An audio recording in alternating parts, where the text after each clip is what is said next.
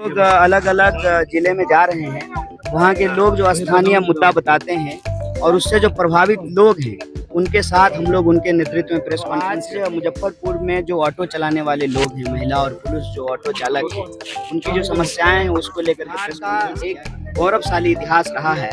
हमारी कोशिश वही है, इस यात्रा का उद्देश्य यही है कि बिहार के वर्तमान को भी बेहतर किया जाए ताकि जो है बिहार का भविष्य सुधरे।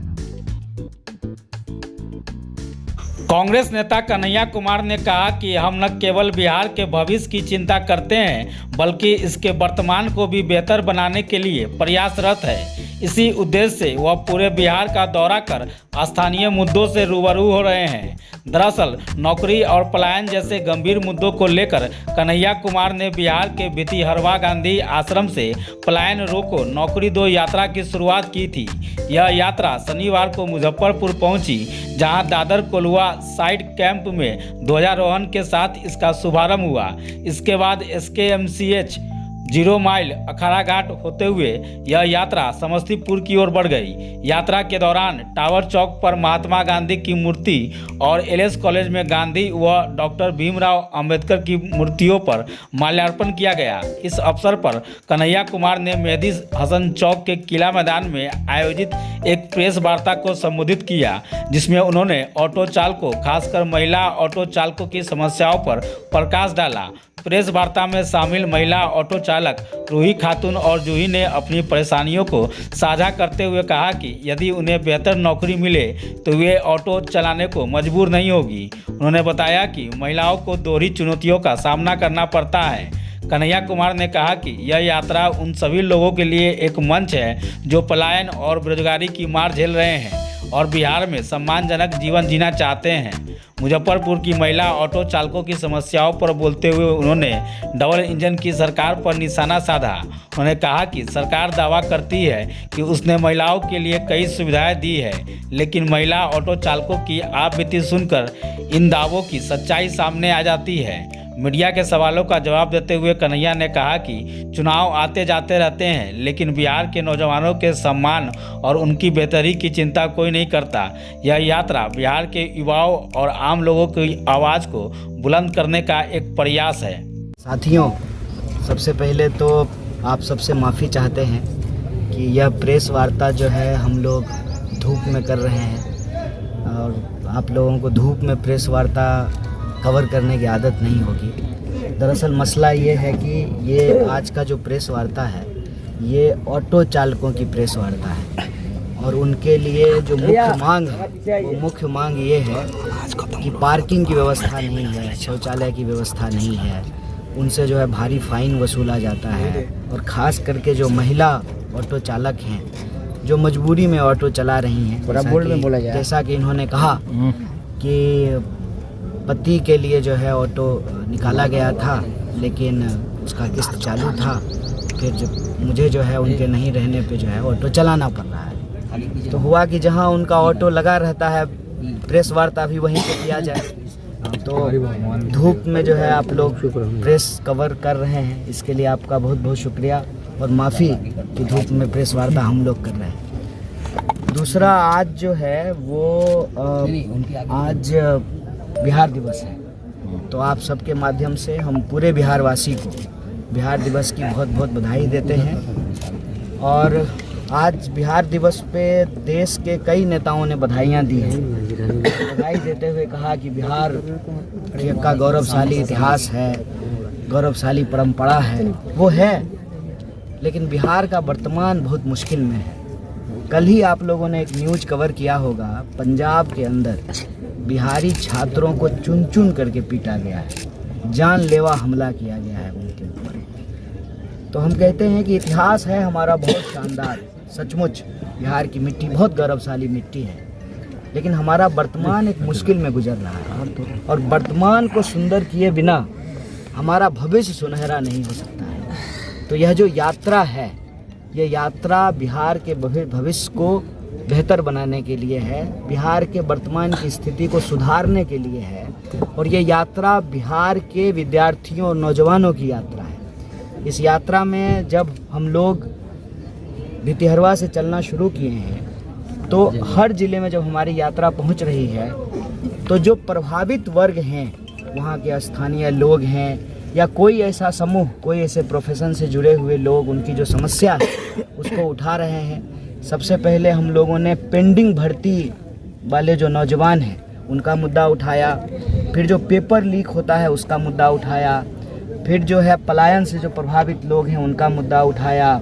उसके बाद जो है आज मुजफ्फरपुर शहर में हम लोग जो ऑटो चालक हैं, महिला और पुरुष, खास करके महिला, उनकी जो परेशानी है जिसके बारे में इन लोगों ने बात रखी है उसको उठा रहे हैं। तात्पर्य ये है कि हम चाहते हैं कांग्रेस पार्टी जैसे देश को आज़ादी दिलाने के लिए संघर्ष का एक मंच बना, यह यात्रा भी संघर्ष का एक मंच बने और बिहार का कोई भी प्रभावित व्यक्ति जो किसी भी समस्या से ग्रसित हो वो अपने मुद्दों को लेकर के इस मंच से संघर्ष कर सके, उसकी आवाज़ में आवाज़ हम लोग मिला सकें, उनके कदम से कदम मिला करके हम बिहार की सड़कों पर चल सकें और जो सरकार हमारी बात नहीं सुन रही है उन तक अपनी बात सुना सकें। जैसे अभी जब सीतामढ़ी में 5वें दिन हमारी यात्रा थी तो रीगा के चीनी मिल के मजदूरों का मुद्दा हम लोगों ने उठाया। मजदूरों ने कहा कि यहाँ के जो मिल मालिक हैं, जो नए मिल मालिक आए हैं, भाजपा के नेता हैं, मंत्री भी रहे हैं कर्नाटक सरकार में, वो जो नया मैनेजमेंट है पुराने सारे मजदूर को निकाल दिया और जो नया मजदूर बहाल किया गया है उनको आधे दाम पे काम कराया जा रहा है। उसी तरह से आज जब हम ऑटो चालकों की मुजफ्फरपुर में बात कर रहे हैं तो इन्होंने 4 प्रमुख मुद्दा उठाया है। एक, जो जिन महिलाओं के ऊपर अब यह दबाव है कि वो ऑटो चलाएं और परिवार का भरण पोषण करें क्योंकि ऑटो किस्त पे लिया गया है, उनको सरकार की तरफ से जो है कोई सहयोग, समर्थन और उनको किस्त की माफ़ी मिलनी चाहिए। दूसरा, जो ऑटो चालक हैं उनके साथ पार्किंग की दिक्कत है और पार्किंग की दिक्कत होने की वजह से आम शहरी को भी दिक्कत होता है, ट्रैफिक की बहुत समस्या होती है। अभी जब हम आ रहे थे स्टेशन के सामने से तो भयंकर ट्रैफिक जाम था। अगर प्रॉपर पार्किंग की व्यवस्था हो तो आम शहरी को भी चलने फिरने में दिक्कत नहीं होगी, आने जाने में सुविधा होगी। मान लीजिए कोई इमरजेंसी हो गया है लेकिन सड़क पे जगह नहीं है, जाम लगा हुआ है, किसी मरीज को जल्दी अस्पताल पहुंचना है, किसी विद्यार्थी को एग्ज़ाम देने के लिए जाना है तो आने जाने में तकलीफ होती है, तो पार्किंग की व्यवस्था होगी तो बेहतर होगा। तीसरा, खास करके जो हमारी महिला चालक हैं उनके लिए तो शौचालय एक बहुत बुनियादी ज़रूरत है। शौचालय सबके लिए बुनियादी ज़रूरत है लेकिन महिलाओं के लिए ज़्यादा ज़रूरत है, उसकी मांग उन्होंने की है। और चौथी एक बहुत महत्वपूर्ण बात जो है एक साथी ने उठाया कि रेवेन्यू कलेक्शन के नाम पे दरअसल हर स्टॉप पे, हर स्टेशन पे, हर स्टैंड पे जो है एक तरीके से रंगदारी वसूला जाता है। तो सरकार का जो दावा है कि शासन प्रशासन सब ठीक है, बिहार बेहतर हो गया है, तो मेरा प्रश्न यही है कि जब सब कुछ ठीक है तो ये हर ज़िले में नई नई समस्या कैसे निकल करके आ रही है। अभी जब हम लोग चंपारण में चल रहे थे, पूर्वी चंपारण में भारतमाला प्रोजेक्ट बन रहा है, लंबी चौड़ी सड़कें बन रही हैं, लेकिन असल बात यह है कि किसानों को जो है उनके ज़मीन का मुआवजा नहीं दिया गया है। मात्र 4 लाख रुपए कट्ठा दिया गया है, मार्केट रेट जो है 20 लाख रुपए कट्ठा है। ज़बरदस्ती जो है उनका भूमि अधिग्रहण कर लिया गया है। तो जैसे जैसे ये यात्रा आगे बढ़ रही है, आज यात्रा का 7वां दिन है, कल हम लोग समस्तीपुर में पैदल चलेंगे।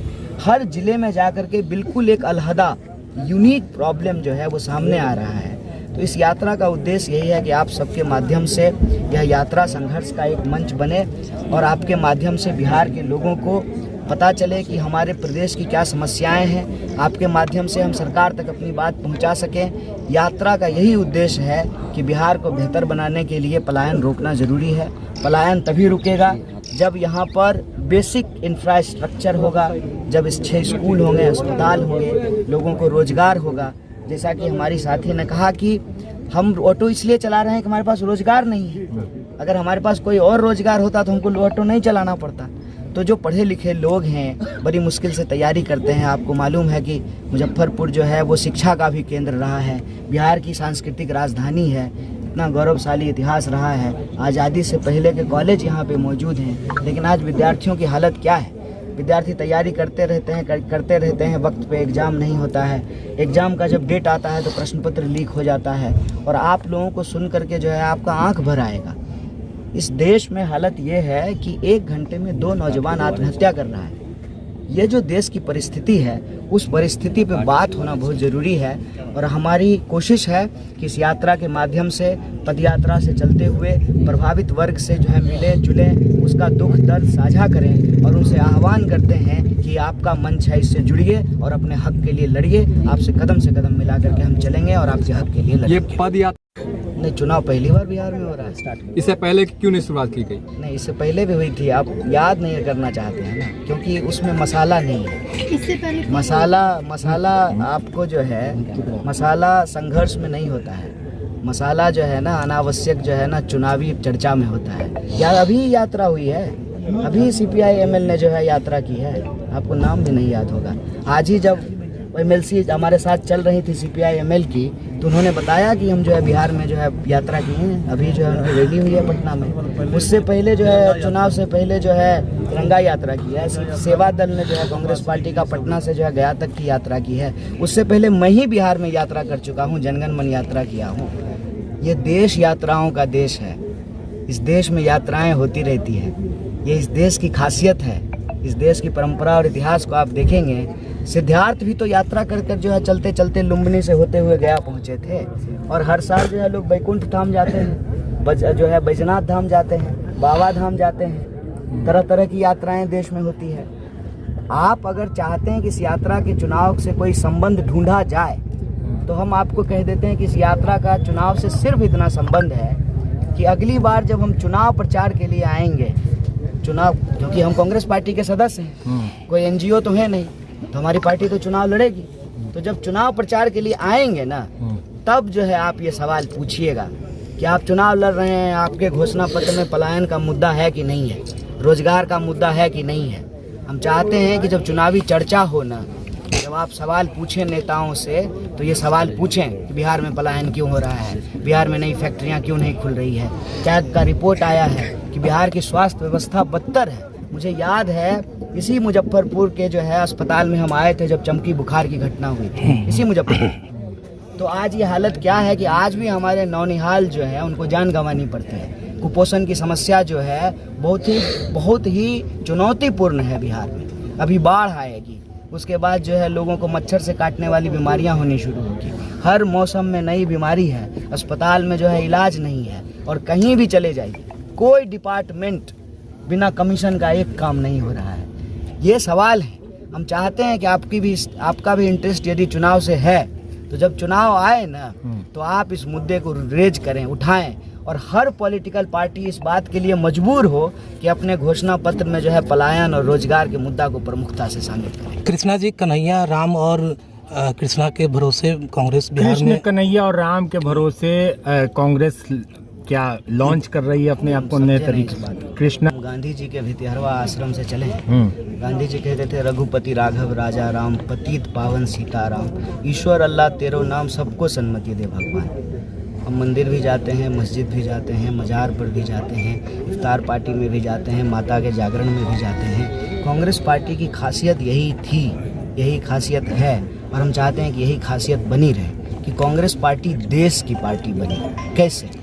देश के लोगों के मुद्दे उठा करके। देश का हर सदस्य ये मानता था कि ये मेरी पार्टी है, चाहे उसका जात कुछ भी हो, उसका धर्म। कन्हैया जी, सवाल ये नहीं था, मतलब ये तीनों के भरोसे कांग्रेस बिहार में दबदबा, सवाल ये था, 3 व्यक्ति 4 व्यक्ति का सवाल नहीं है, सवाल विचार का है, सवाल संघर्ष का है, सवाल जो है मुद्दे का है, और सवाल रोजगार का है, पलायन का है।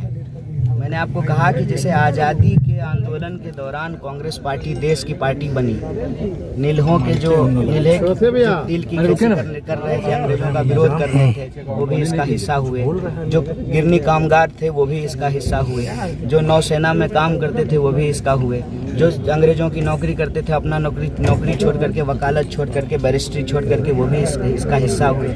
जब समाज का हर वर्ग, हर समूह इस पार्टी से जुड़ा और सब मिल करके लड़े, तभी तो अंग्रेजी राज गया, संविधान का राज स्थापित हुआ, हमारा आपका वोट बराबर हुआ। इस मंच पे बैठे हुए लोगों की जाति धर्म अलग अलग हो सकती है, पेशा अलग अलग हो सकता है, वोट बराबर है। जो संविधान का राज स्थापित हुआ, तो अगर हम चाहते हैं कि आज़ादी बची रहे, संविधान बचा रहे और देश में सबको शिक्षा, सबको काम, बराबर का आत्मसम्मान मिलता रहे, उसके लिए ज़रूरी है कि कांग्रेस पार्टी जो प्रभावित वर्ग है उसके लिए संघर्ष का मंच बने। बात 1 2 3 व्यक्ति का नहीं है, बात विचार का है।